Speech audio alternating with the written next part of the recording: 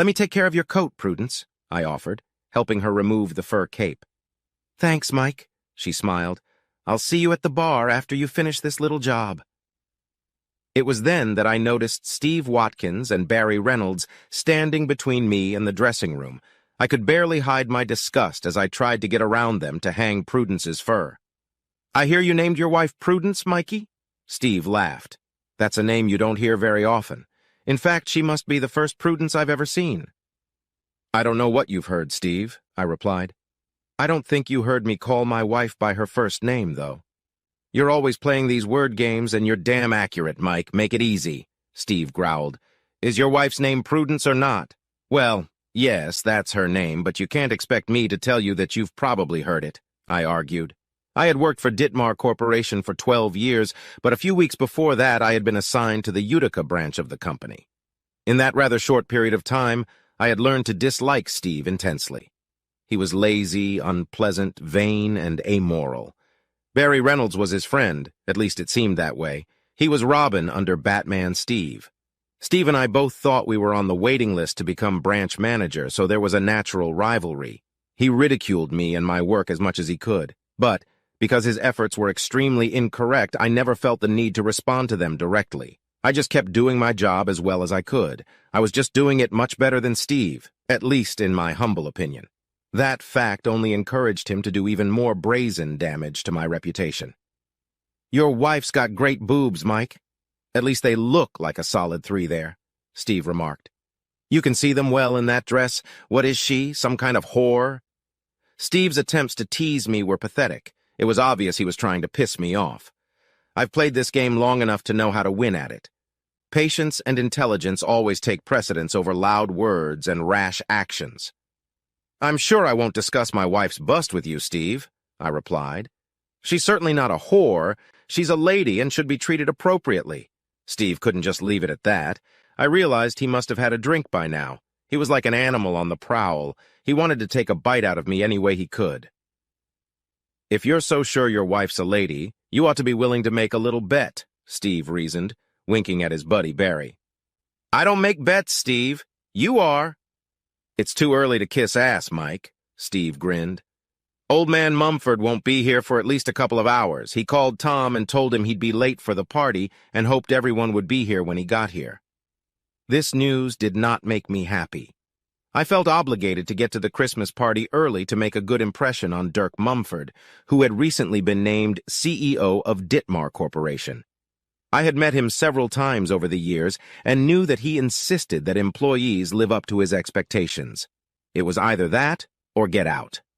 Now I would have to spend a few extra hours making sure he knew I was attending a company event. This meant that Steve would have more opportunities to piss me off. Steve could see that this news annoyed me even more than his tasteless babbling. It seemed to cheer him up and make him bet. You're being vomitously right, Mike. And you think it's going to get you the manager's job. And you think your trophy wife is so loyal and faithful. It makes me sick. He practically spit on me. I bet I can fondle your wife's breasts before midnight. I wouldn't be surprised if I went even further, but I'll bet you $50 I could get at least that far. Do you really think I'd ever engage in such a stupid bet, Steve? I asked incredulously. You don't know anything about my wife. Don't involve her in this pointless argument. This conversation is over. You dumbass, Steve growled. You keep pretending you're better than me. The truth is, you don't trust this girl unless she's right in front of you.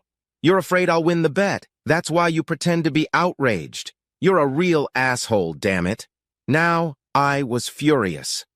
How could a man allow another man to talk about his wife like that while keeping his pride intact?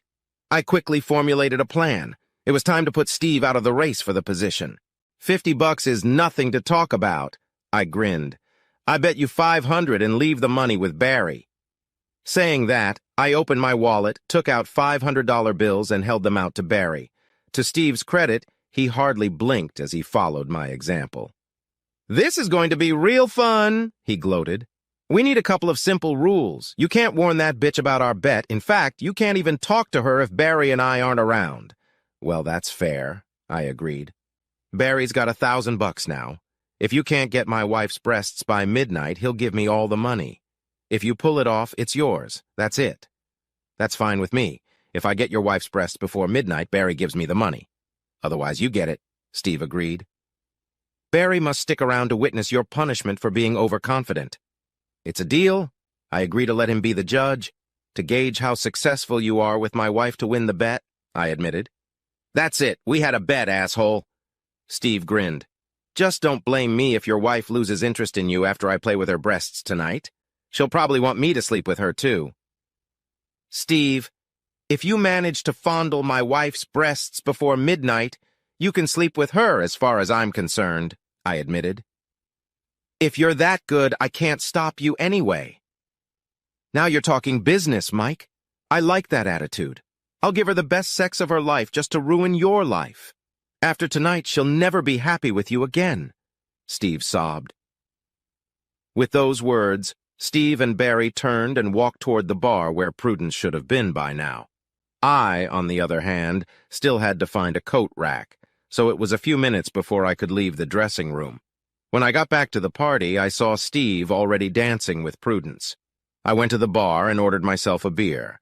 Then I wandered around the room for a while. I needed to kill time, so I went from table to table and had a few words with everyone there. I was determined to stay away from Prudence for the rest of the evening. I hoped she wouldn't notice that I was avoiding her. I didn't want to do anything that would ruin my chances of getting an easy $500 and also rid me of Steve forever. It was Christmas, and extra money would always come in handy. It occurred to me that I could do some advertising. There's MasterCard for shopping. The position of manager is invaluable. I chatted for a while with Tom Berriger, the current branch manager. He indicated that he plans to retire by next fall. His dream was to spend the winter playing golf rather than shoveling snow. I guess you heard Dirk Mumford called to say he was going to be late, Tom asked. His flight was delayed and he's very angry. I'd advise everyone to stay away from him when he arrives. You're right, Tom, I agreed. He spent 10 years in the Marines and he won't take crap from anyone, even on a good day like this. You met him, Mike? You seem to know something about him, Tom remarked. He was my boss at Harrisburg for 3 years. We're not friends or anything, but we got along, I explained. I wonder if Steve knows about that. Tom grinned. He's determined to beat you for my job when I retire. As you know, I can't find a replacement myself, and I wouldn't want to. Steve would lick my ass so deep I'd have to go to the proctologist. He'd better suck up to Mumford when he gets here. Mumford will blow Steve's ass off the moment he sees it, Tom, I said. I think you're substituting logic for hopes and dreams, Tom admitted. Steve may be annoying, but his record is clean and he's made the right moves. He's managed to make some powerful friends in high places. As much as I hate to admit it, he has as good a chance of getting my job as you do, maybe even better. You like a good bet, don't you, Tom? I'll bet you $500 Mumford fires him tonight. You can buy yourself a new set of clubs like Tiger Woods, I encouraged him. Did you talk to Mumford? Tom asked. Do you have any confidential information? Only that Mumford's the shooter. He'll shoot Steve in the ass by the end of the night if he gets here, I said confidently. I think I'll take that bet, Mike, Tom said, holding out his hand. Steve is an ass-kisser and a shithead. He won't give you a chance to take my position. I couldn't hold back a smirk as I shook Tom's hand. Just how many priceless moments from MasterCard could one guy have? I looked in the crowd for Steve, saw him coming out of the bar with a couple of glasses in his hands. He grinned as he held one out to Prudence. He must have assumed I was watching him. He turned his head in my direction and winked openly. I knew the angle, so I rubbed my eye with my middle finger. He caught on to what I meant and his shoulders shook with silent laughter. He was really enjoying himself. The thought of him messing up my marriage seemed to make his night. He monopolized Prudence for the entire evening. They danced, they sipped drinks, they laughed. Steve worked her as hard as he could. I had to, albeit reluctantly, give him credit.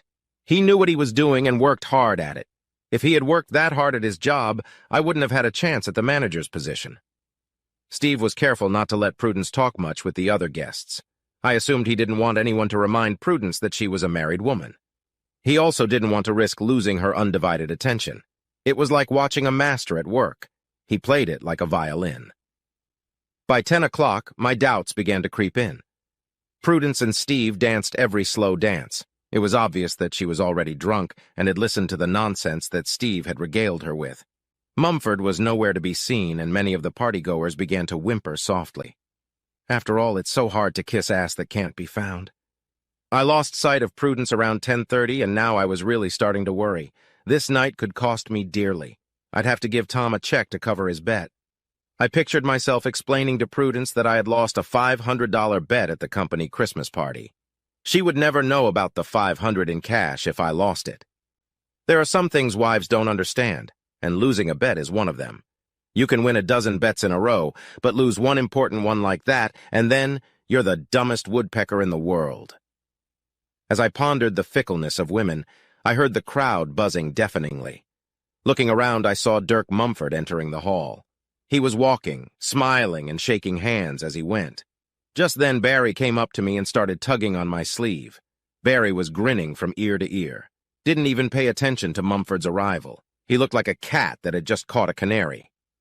"Mike, let's go to the room across from the men's room. Steve has something he wants to show you," Barry insisted, turned, and practically ran toward the room he had just mentioned. He cautiously opened the door and slipped inside, closing it carefully behind him. "Hi, Mike," Mumford mumbled, coming toward me and extending his hand. "Hi, Dirk," I replied, much less loudly, shaking his hand. "Nice to see you made it to this party after all." "It wasn't easy, Mike. I gave the cabbie $50 to run a few stoplights to get here faster," he laughed. "Where's Prudence? She's here, isn't she?" "Yes, she is, Dirk. The last time I saw her, she went into that room over there, across from the men's room," I answered, pointing to the door that Barry had just closed. Mumford grimaced and headed in the direction of the room I pointed to. It was well past midnight when I dialed my wife on my cell phone. She answered on the third ring. "You're such a deadbeat, Mike," she started to argue. "Prudence, listen to me," I begged her. "There is news that will make you forgive me. Just listen, please." "Well, all right, Mike," replied Prudence. "It has to be something good, or you'll be sleeping in a dog box at Christmas. Just know it." "I believe you," I replied. "That asshole, Steve Watkins, bet me he could shake your tits tonight. The bet was $500. One of the terms of the bet was that I wouldn't talk to you until midnight. That's why I'm calling you now." "Is that so? What made him so sure he could handle it, Mike? What did you say to him to convince him to take the bet?" Prudence demanded an answer. "It's a long story. Somehow he got it into his head that my wife's name was Prudence, that you had great breasts and were a bit of a slut. He put it all together in his head and decided to bet $50 that he could strip your tits of their more than modest cover. I raised the bet to $500 and took it. Just 3 conditions. I don't talk to you until midnight. His buddy has the money and that he'll decide which one of us wins," I added. "Do I have great boobs? I like that part. I just can't forgive you for not calling me at 10 like you promised. I'm afraid I see where you're going with this, Mike. Did that asshole ask to see my ID or something?" she asked. "Yeah, no. He never actually asked for a photo or anything, if that's what you mean," I replied. "You know exactly what I mean, Mike. I'm almost afraid to ask. Was Dirk there tonight?" "Yes, he was, although his flight was delayed and he didn't show up until almost 11. "Mike, was she wearing one of those little dresses that show most of her fake breasts, and had too much to drink?" Prudence asked. "So did you win that damned bet?"